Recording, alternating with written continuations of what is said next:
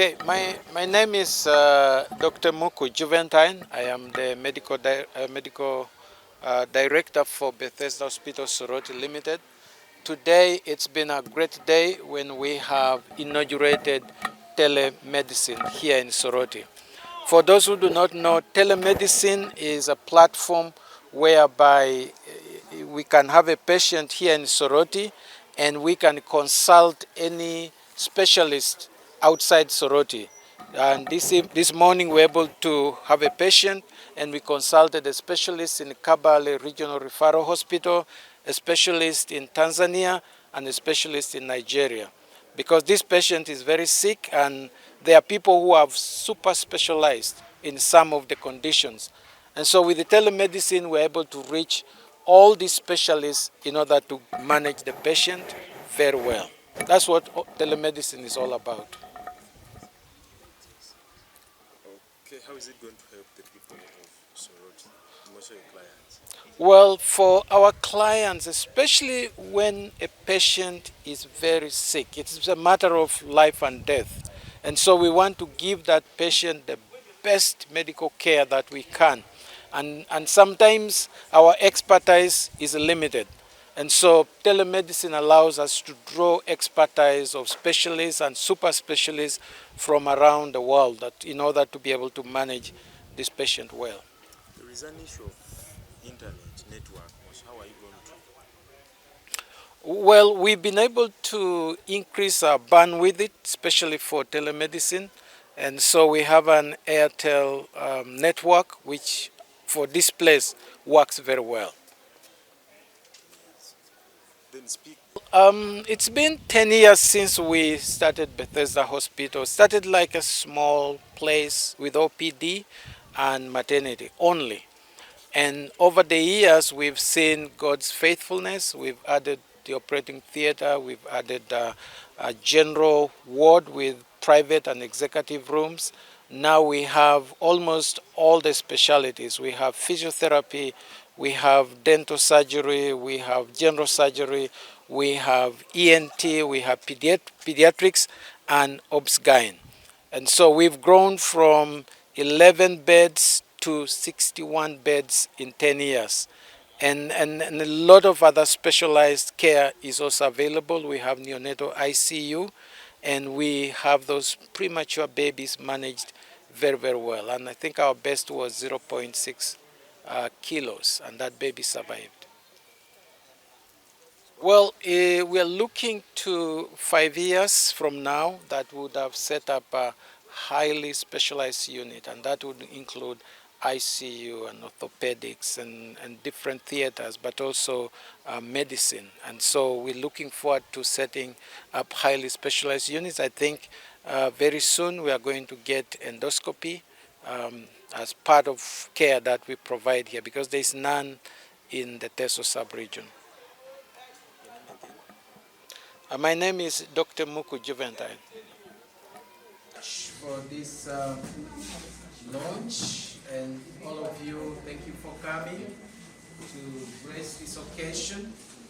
I also want to thank the team that have come to support us in this launch and provide equipment. I wanted to also appreciate Isaac Tumusime. Isaac Tumusime was our first hospital administrator who got in touch with this team and worked things up, and eventually today, after I don't know what time it was, maybe a year or so, we are launching this special service to serve our patients, because our patients is number one. So if we are challenged and the patient is very sick, there are other people who are highly specialized in certain disciplines, and so we are able to contact them and be able to manage the patient together.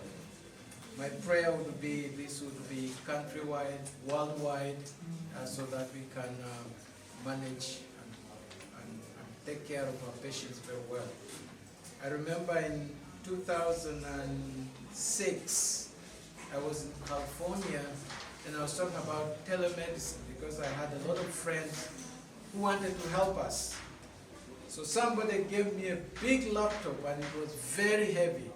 And he said, this one, if you gave me even a camera, I don't know where it is, and it was an old computer, but with big capacity. So I came with that computer, and we just didn't know what to do with it, and the idea died. And so when we started to think about telemedicine again, the idea got revived, and I know that we are connected, not just these hospitals, but many other specialists who are, there are some specialists in California with the Zoom.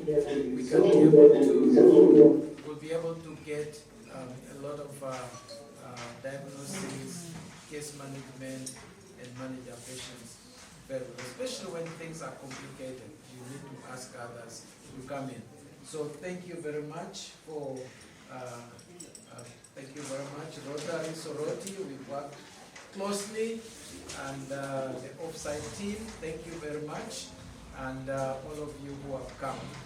We will forever appreciate and thank you for making the service available in Soroti. I hope that many doctors will take it up, and we can be able to identify which specialists are all over this country or all over some places in Tanzania, in Nigeria.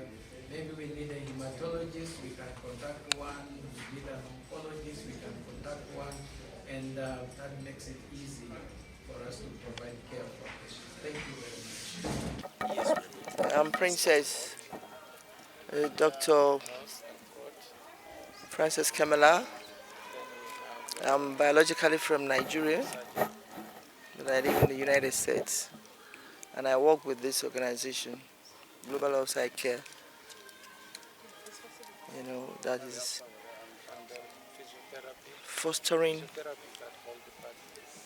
the care, the health care of patients, because we know that today most people die not because God wants them to die or because, but because they didn't receive prompt intervention.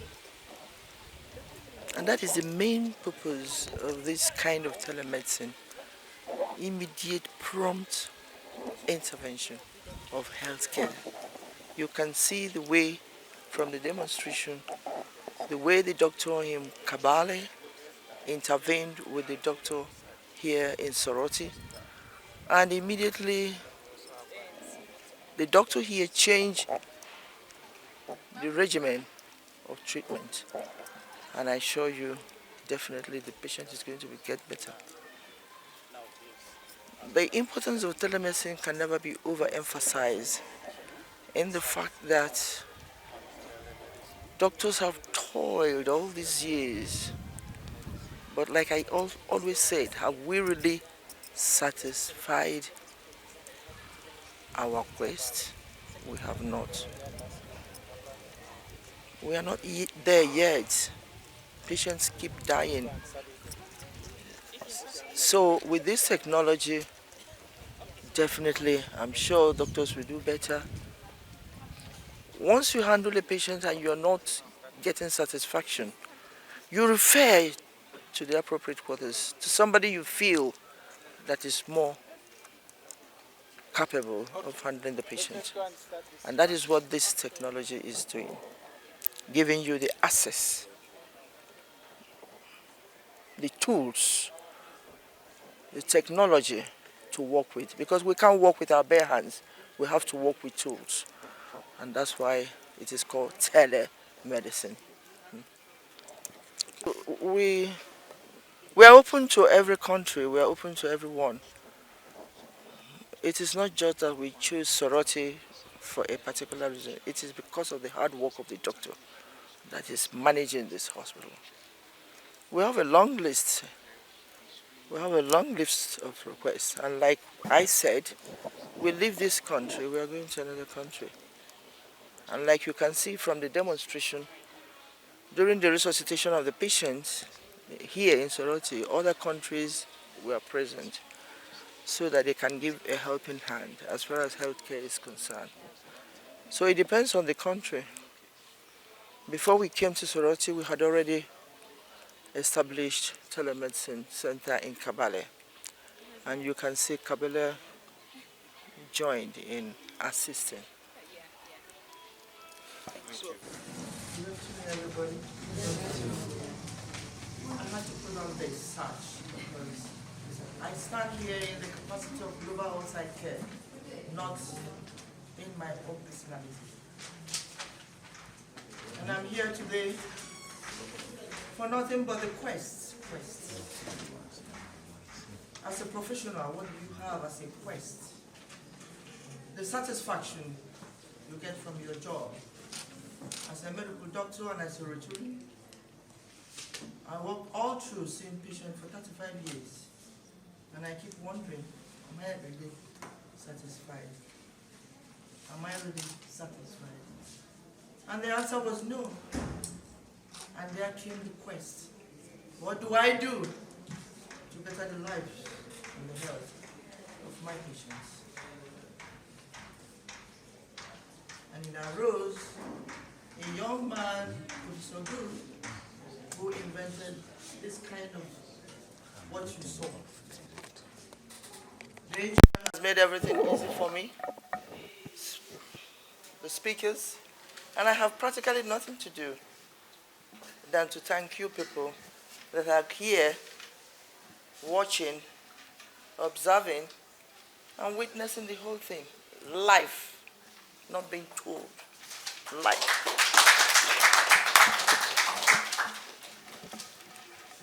So what is remaining for me is very simple.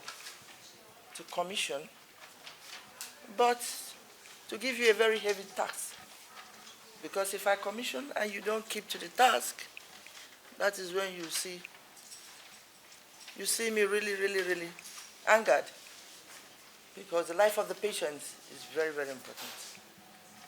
We have so many telemedicine agents, different types, that have come on board, but particularly with global offsite care, ours is to resuscitate immediate at the point of emergency.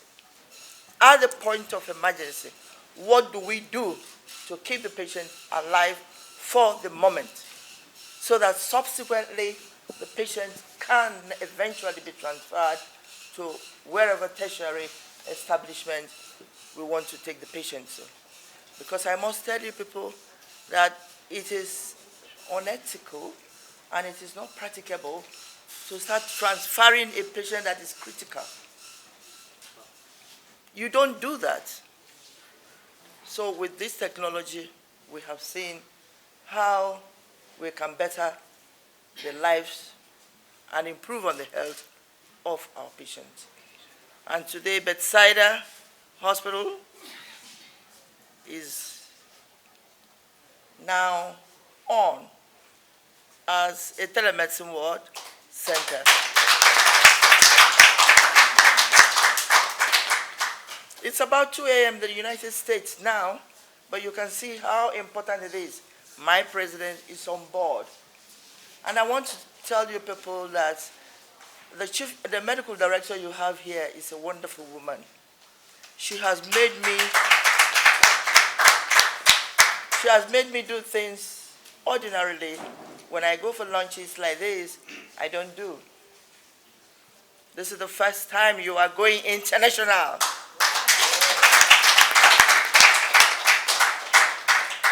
And usually what we do, we start with the national and see how it goes. We just came a few days ago from Kabale, and you can see Kabale is now assisting you over here in Soroti. Wonderful.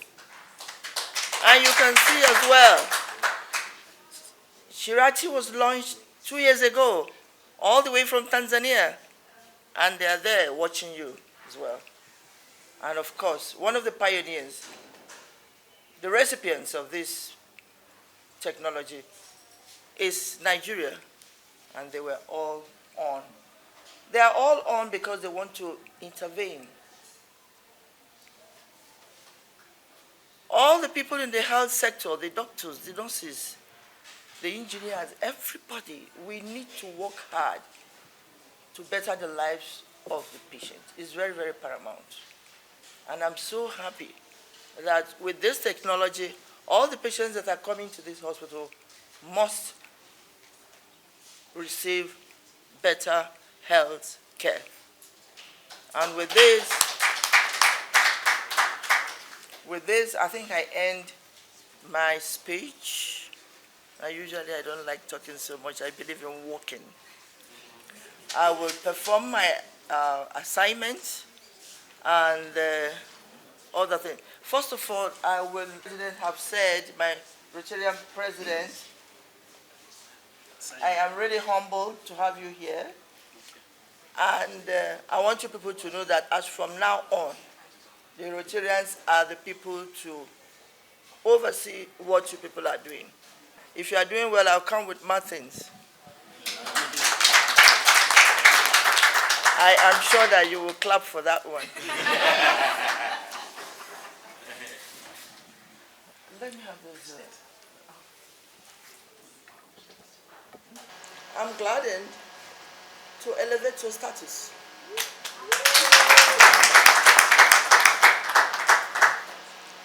Even though that we don't have the real specialists here, I have been promised by the medical director, Dr. Elizabeth, that definitely those that are concerned will receive the appropriate training.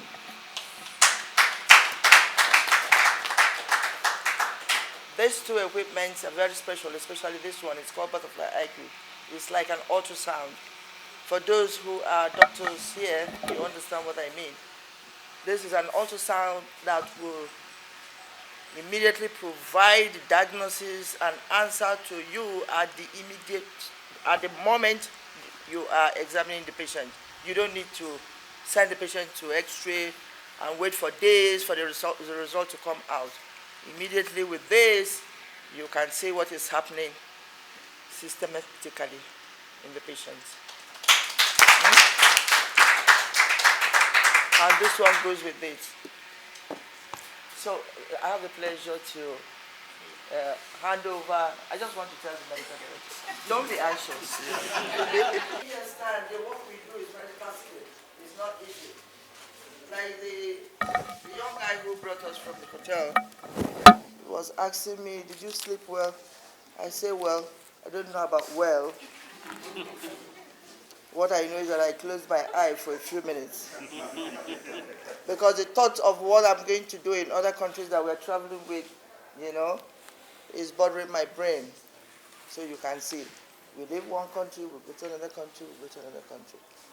Until we say, look, let's have a break for this time, and the organization will say, okay, you can rest for some time. And there's another program. As we leave Uganda, we're going to somewhere else.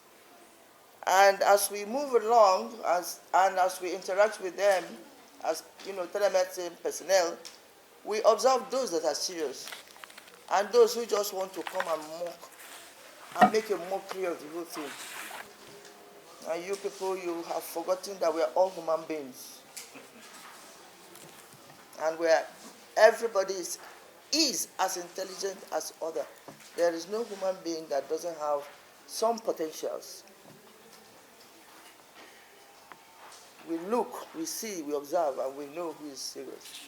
And I want to tell you that Dr. Elizabeth is one person that we have decided from Global Offside Girl that she is extraordinarily, very, very efficient and has a very high IQ. And on this ground, Dr. Elizabeth, come here. Hospital. This is the first time I'm evidencing this kind of thing. She's already receiving a certificate of merit. So you can see she will go to places, and I will applaud the husband. I'm jealous of I have the pleasure to come. There is, for anything that is good in a man, there is what? And anything that is good in a woman, Ah, so, yes, I like that. I present to you this very special, actually, I'm one of your nominees. I want to first of all appreciate the fact that we are here today. We started this journey quite long. Finally, we have been able to launch the project. Rotarian Simon Jude Ojede, the immediate past president, Rotary Club of Soroti Central. I am representing our president, the current president, who is not here, but probably he will join us later on. I also want to thank the Global Offsite Care for accepting to work with the Rotary Club of Soroti Central so that we could bring these services to Uganda, first of all, and then to Soroti and Kabale. I'm also happy that the president is online of Global Care. We've been having quite a lot of meetings, and we look forward to expand this now that the launch has been done. Probably will include many other hospitals. Probably also the university, which has the medical students, who are also supposed to be here, that have been around together. So I want to thank all those who really had a hand in this, and I want to appreciate the other Rotarians who have been doing a lot of work together. Maybe they will also stand up for recognition, my fellow Rotarians. Thank you. Father Papa Charles Elasu, the Senior Presidential Advisor. Midopo itutwala kutana shalamu kinijo. Paul Charles Elasu arda raingolo FDC. Ngesa manya kininga bero he Paul Charles Elasu. Apo itutwala. Pwakaras kwani idwe kwani kany. Idwe yare daughter ne two of my children. Angeline here. The mother gave birth here in Bethesda Hospital. My brother, the assistant RCC, Yalamanoi Joa Bunore, the city councillor, Honorable Isaac Asako, who is going to come as the mayor of Soroti West Division, Yalamanoi Joa Abunore, the members of the Rotary, or the Rotarians who are here, the bankers, the banks, our financial institutions. We want to thank you very much. People fear to get loans, but if you don't get a loan, it's very difficult to survive. I know these banks cheat us a lot. They cheat us a lot, but we cannot do without these banks. We shall keep running there. They tell you, they start with saying, oh, we need commitment, oh, opening account, oh, LOC. By the time you finish only those things, 3 million, gone. Yet you want a loan of 10 million. So 3 million first remains in the bank. Instead of 10 million, you're given 7 million. Then again, you pay up to 15 million. But we shall continue coming because there's nowhere we can go. The vision bearers of this hospital, Papa Charles Moko, Juventine Moko, Nepekere Muchala Kon, Dr.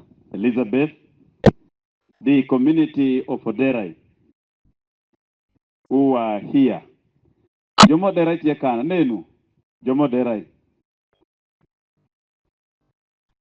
Yes, they are here. We have come here. I speak here as, like Papelas said, I am a client here. That's my home. It's all a defense.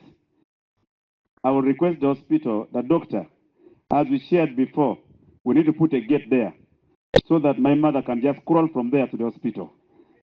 We need to put a gate there. That one we shall discuss at the management level. That is our home. I am a neighbor here. I am a client here. I am a leader here. Doctor, this is my hospital. For new people, this is my hospital. And Me, I want to say, Dr. Emoko, you have made your contribution. It is not how long you'll be here. In 10 years, you have made a mark. I therefore ask anyone who is here, whatever you're trusted to do, you are a bank manager, you are a district health officer, you are a presidential advisor, you are a Rotarian, you are a member of parliament like me. It is not how long you're in that office. Immediately you are given an office, make your mark. Dr. Muko, I'm proud of you. You have made a mark. You should have chosen to build this hospital in Mukura, your home. You should have chosen to build this hospital in Kaikai, where you have land. But you came here for Derai.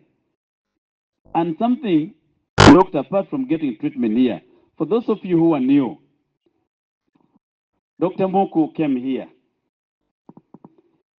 Here, in that church, they give us people who pray in that church. In the morning, you have breakfast.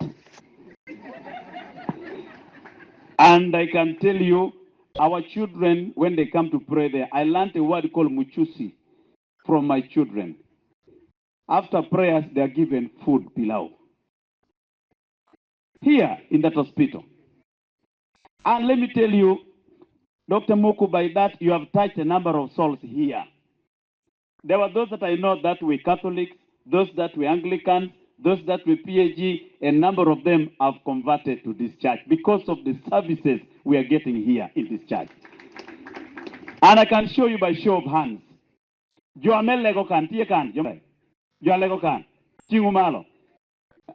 Have you seen?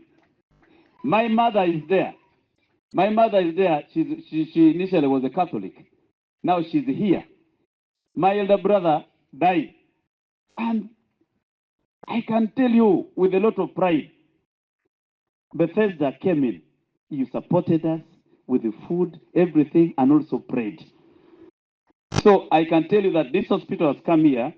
Not only has it improved our health, but also spiritually, it has changed a number of people in this area. And I am very grateful to you, Dr. Emuko and family. I have learned that over 1,200 people, are attended to in this hospital monthly. Monthly, over 1,200 people. That's a very big number. That's a very, very huge number. And doctor, when you started small. Now you have grown. You mentioned a number of facilities now that we have here. We have now a number of specialists, and we will continue growing. For us as government, our job is to ensure that we guard you, we protect you at all costs. I will only protect you not only as your leader, as your member of parliament, but even when I'm not MP, I have protected you. Even when I'm after MP, I will protect you because this is my hospital. I attach a lot.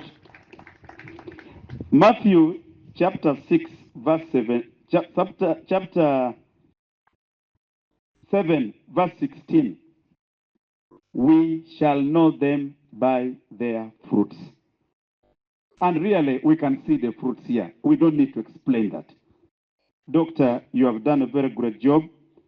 I know very well that our health sector remains significantly underfunded. And mainly, we rely on private sources of financing, especially out of pocket. 48% of people who get medical attention in Uganda, 48%, it is out of pocket. It is your private, it is your money. 48% of people in Uganda. Government provides only treatment to 15% in Uganda. Then we have the other people, the NGOs and the rest providing 35%. Government only provides 15%. But we only thank government for one thing, security doctors talked about. We thank government for creating an enabling environment to allow the private sector to flourish. And indeed, the private sector has done a tremendous job in our country. We have Bethesda hospitals growing. We have Dr. Plaza is growing. We have Dr. Ngul is growing. We have a number of hospitals in our country. And really, what we ask of our government, and we have done this a number of times. The other day, we almost quarreled in Parliament. We had put in a lot of money. The Abuja Declaration dictates that all governments under the AU must provide 15% of the national budget to the health sector.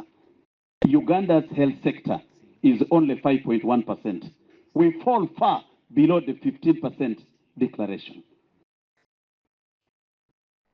And sometimes I'm not comfortable. We need a government that should be responsive, make sure that people can afford medical care. Medical care today, to me, if I fall sick now, the speaker can make arrangements and fly me out of the country. What about my voters? What about you? Where will you go for treatment? We want government to make all our hospitals attractive to all of us. In fact, I thank COVID. When COVID came here, none of us was flying out. Many of us died in Mulago, and I was very happy about it. Many of us died in Mulago. Many of us died in Soroti Hospital, and that is what it should be. What is it that is in Aga Khan Hospital that our government cannot put in Mulago Hospital? What is it that is in India that our government cannot put in our hospitals? You go to the foreign hospitals, you get our doctors from Uganda are the ones manning those hospitals. You go to Nigeria where it is our doctors who are there. Dr. Kure keeps flying to Nigeria, flies to where. In fact, there was a Munyankole man who got broken several times. He was told to come and get treatment in Dr. Kure's place. And then he said, I cannot live in Mbarara. A very rich man. I cannot live in Mbarara through Kampala, going to a country, a place like Kumi. I would rather be taken out of the country. He refused to come to Dr. Ekure's hospital. Indeed, the doctors referred him. The doctors referred him out of the country. They told him it is all right, we are going to make consultations. A consultant will be here after 72 hours. Who was the consultant? Dr. Kure was flown from Uganda to treat this man out of the country. So this is you can hear. I didn't want to mention the country, but this is a testimony that's here. So if Dr. Kure had those equipment in South Africa, installed in Soroti Hospital, installed in Mulago Hospital, we would not have referrals out of the country.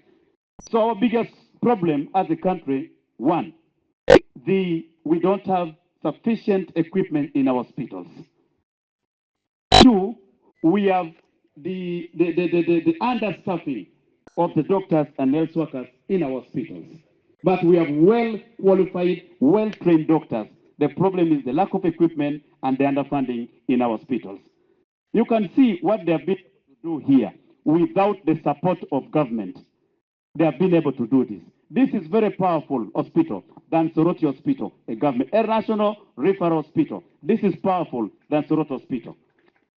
Not because there are no doctors in the hospital, but because we do not have the equipment in that hospital. So what we tell government, we don't hate government. I am a member of the opposition, but I speak as a leader. I speak for my people that government should be sensitive. When it comes to taking us out of the country, they don't ask whether you're opposition or what. They fly us for medical treatment out of the country. But many of you will die here. So for those of you who are near the NRM, who are near Museveni and the ministers, Apapelasu, we need to tell them that let them make the hospitals attractive to all of us, so that a Polonilasu should not be coming to a private hospital. A Polonilasu should go and get treatment in a government hospital, so that we all die there. Yeah? So hospitals now, for those who have the money, can go to private. Those who don't have the money, you go and die in Soroti Hospital. But not because we don't have doctors, but we don't have sufficient equipment, the drugs and understaffing in our hospitals. Finally, what government could do to solve this is to introduce what is called the National Insurance Scheme.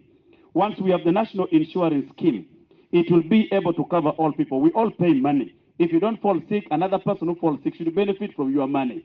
National insurance scheme would be able to cover all of us. If we said each family per month, 10,000, whether you want it or not, 10,000 shillings in the whole country, we would be able to fund our health insurance scheme. But that has come to Parliament several times. It has been rejected. It has come to Parliament several times. It has been rejected. But one day, it will come to go. But I want to thank government for the security, enabling environment, and to ensure that our doctors are able to do their practice in a peaceful manner. And you have really given, as government, we have given doctors sufficient time to do whatever they want to do. You only go and renew your practice certificate and continue doing your job. Apply your doctor. There was a time we said, I don't know whether it's there, we had agreed that we do not tax your equipment when you bring them. Is that working? It's working. So one thing that we did is we don't tax your equipment. You bring them here like that. But I also ask you now, now that we don't give you taxes for the equipment, you don't put high prices. You'll be able to subsidize so that our people are able to get treatment for everyone. Like Papelas said, this hospital is not here to make money. I am one person. I got a woman I picked up from some village, one of my brothers, his wife. I brought her here at the point of death. In fact, at the point of death. When the doctors reviewed that, they told me if you delayed, she was going to die in the night. They treated her here. I have been running around. I have not even paid that money yet.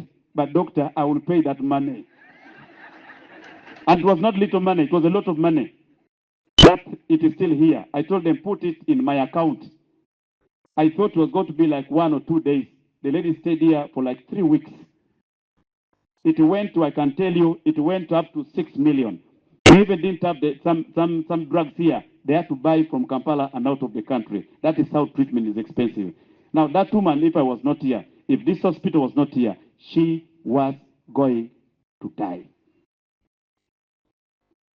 But we keep praying, one day all shall be well. May God bless you. I want to thank you very much. Doctor, I want to introduce one person here. Ichan Okula, the former member of parliament of Soroti County. May I humbly request you to raise your, to wave to these people. Ejaka Okula. So when you hear say, you try, you go to the hospital, no medicine. You go where no food. You go where no, you just go back home and say, Ichan Okula, that is the man. May God bless us.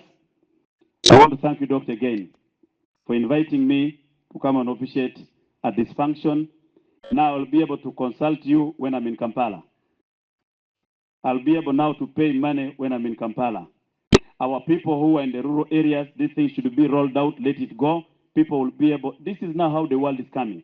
We have now told the judiciary, instead of making people move from the villages to the town, make sure that you now try people on Zoom.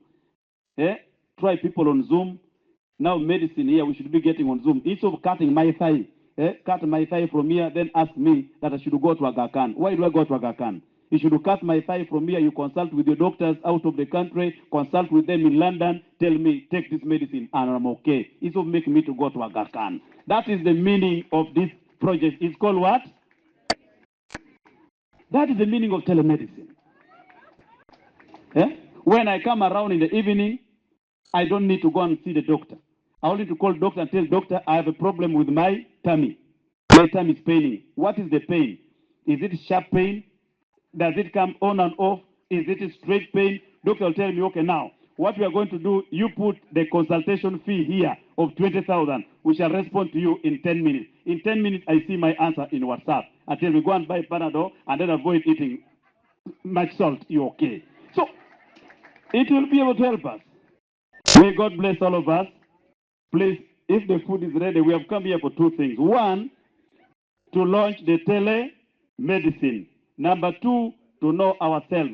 The final one is food, nothing else, food. And if food is ready, we eat, and then we, may God bless you. I thank you.